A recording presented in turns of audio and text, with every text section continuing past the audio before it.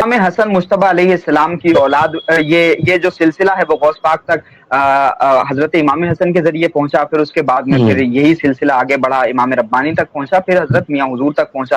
اب یہ حضرت ثقلین میاں کی زندگی میں وہ جو صلح تھی نا حضرت امام حسن کی، اس کا پورا فیض دکھائی دیتا ہے مفتی صاحب۔ آپ بھی سب کچھ دیکھ رہے ہیں اس ہندوستان میں، پورا ملک دیکھ رہا ہے، ارباب عقل و دانش دیکھ رہے ہیں۔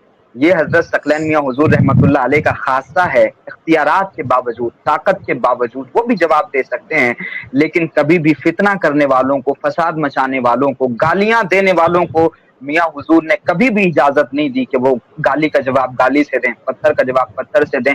حضرت امام حسن مجتبی نے صلح کرنا سکھایا تھا، وہ جو صلح تھی نا وہ سلسلے وار طریقے سے مختلف بزرگوں سے ہوتے ہوئے بریلی شریف پہنچی ہے، اور بریلی میں اس صلح کے جانشین و وارث ہوئے حضرت ثقلین میاں حضور رحمت اللہ علیہ۔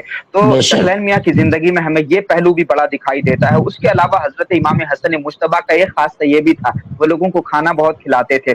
اسی اہل بیت میں تو آپ دیکھیے نا، وہ 3 دن کے روزے، اور ان 3 دنوں کے بنا افطار کے روزے، صرف پانی سے افطار۔ تو یہ روایت وہاں سے چلی آ رہی ہے نا، اور رسول اللہ سے پوچھا بھی تھا کسی نے، صحابی نے، یا رسول اللہ ای الاسلام خیر، سب سے بہترین اسلام کون سا ہے؟ تو رسول اللہ نے فرمایا تھا تقرأ السلام وتطعم الطعام علی من عرفت ومن لم تعرف، لوگوں میں سلامتی پھیلانا، لوگوں کو سلام کرنا، کھانا کھلانا، یہ سب سے بہترین اسلام ہے۔ تو رسول اللہ کا اپنا مشغلہ بھی یہ تھا۔ حضور فرماتے تھے نا، مدینے میں ایک خاندان ایسا ہے جو اپنا کھانا بچا کر کے لوگوں کو کھلاتا تھا۔ حضور فرماتے تھے یہ میرے خاندان کے لوگ ہیں، میرے گھر والے لوگ ہیں۔ اور حضور کے اپنے گھر والوں کا حال یہ ہے کہ انہوں نے جو ہے وہ اپنے پیٹ پر پتھر رکھ کے جو ہے وہ لوگوں کو کھانا کھلایا۔ تو بھوکوں کو کھانا کھلانا یہ سب سے بہترین اسلام ہے۔ سب سے بہترین مسلمان وہ ہے جو بھوکے کو کھانا کھلاتا ہے۔ اب آپ اس تناظر میں دیکھیے اہل بیت کا کردار، کہ حضرت امام زین العابدین سید سجاد نے بھی دسترخوان سجایا، دسترخوان پر ایک وہ شخص بیٹھا ہوا ہے جو کربلا میں حضرت امام زین العابدین پر اور تمام خانوادہ رسالت پر ظلم کرنے والوں میں شامل تھا، تیر برسانے والوں میں شامل تھا۔ امام زین العابدین نے جب اس کو کھانا دیا، اس نے پلٹ کے دیکھا، کہا امام آپ نے مجھے پہچانا نہیں؟ فرمانے لگے تجھے کیسے بھول سکتا ہوں، کربلا کے ظلم میں تو بھی شامل تھا۔ اس نے کہا کہ امام پھر آپ مجھے زیادہ کھانا کیوں دے رہے ہیں؟ امام زین العابدین نے فرمایا کربلا میں وہ تم ظالموں کا کردار تھا، مدینے میں یہ رسول اللہ کے گھر والوں کا کردار ہے۔ تو یہ امام زین العابدین، اور یہ سلسلے وار طریقے سے ہمارے صوفیہ میں روایت منتقل ہوئی، اور اسی روایت کے جانشین و وارث اور امین ہوئے اس ملک میں خواجہ معین الملت والدین حضرت خواجہ معین الدین چشتی اجمیری رحمۃ اللہ علیہ۔ حضرت سلطان الہند نے بھی لنگر سجایا اور خدمت خلق کا وہ زبردست کارنامہ انجام دیا کہ اس دور میں یہ سلسلہ شروع ہوا تھا، آج بھی الحمدللہ وہ روایتیں باقی ہیں، اور ویج لنگر جو ہے وہ مخلوق خدا کو کھلایا جاتا ہے۔ اسی طرح سے پھر اس سلسلے کے جانشین بختیار کاکی، پھر بابا فرید، اور پھر اس سلسلے کو جو پورے کمپلیٹ سسٹم کے ساتھ میں دلی میں باضابطہ ایڈمنسٹریٹو لیول پہ جو چلایا، وہ نظام الملت والدین سلطان المشائخ زریں زربخش محبوب الہی حضرت خواجہ نظام الدین اولیاء رحمۃ اللہ علیہ ہیں۔ دلی والوں کو پتا تھا، دلی کے سارے بھوکے جانتے تھے، کہیں کھانا ملے نہ ملے نظام الدین کی خانقاہ میں ضرور کھانا ملے گا۔ 7ویں صدی ہجری میں دلی کے بھوکے یہ جانتے تھے، مفتی صاحب دلی کے بھوکے یہ جانتے تھے کہ کہیں کھانا ملے نہ ملے نظام الدین کی خانقاہ میں ضرور ملے گا۔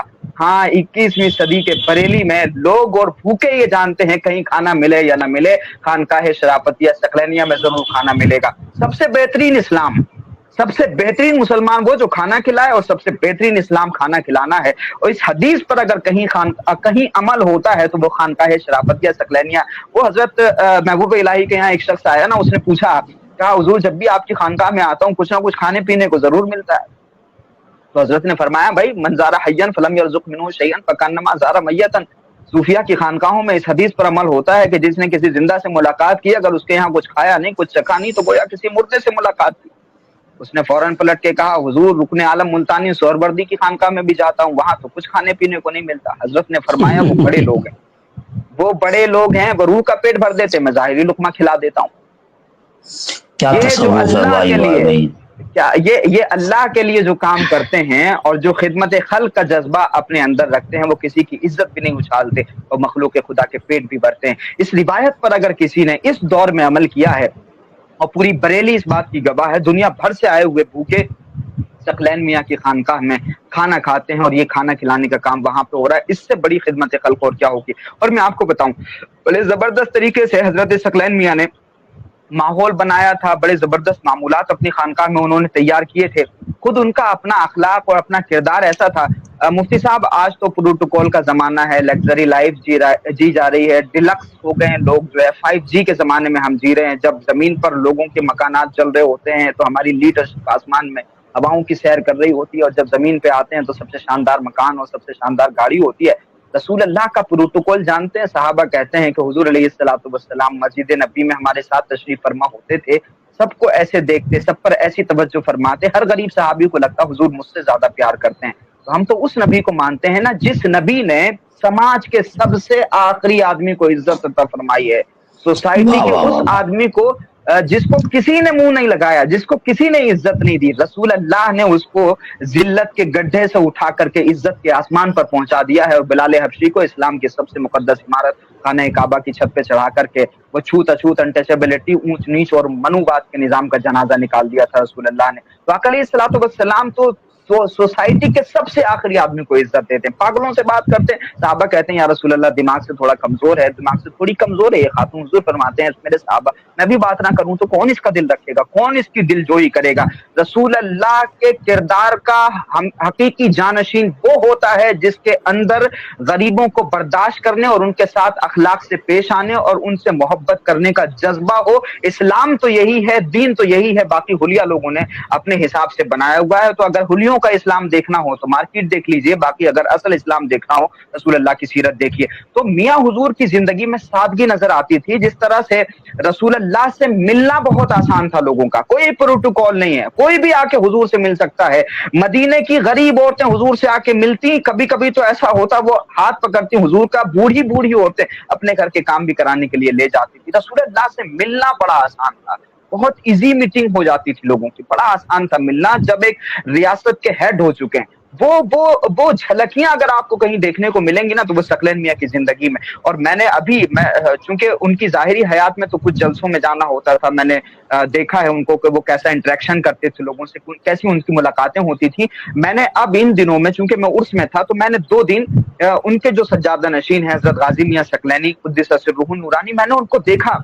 मुफ्ती साहब कंटिन्यू लोग आके मिल रहे हैं, कंटिन्यू लोग आके मिल रहे हैं, बड़ी तरतीब के साथ में मिल रहे हैं।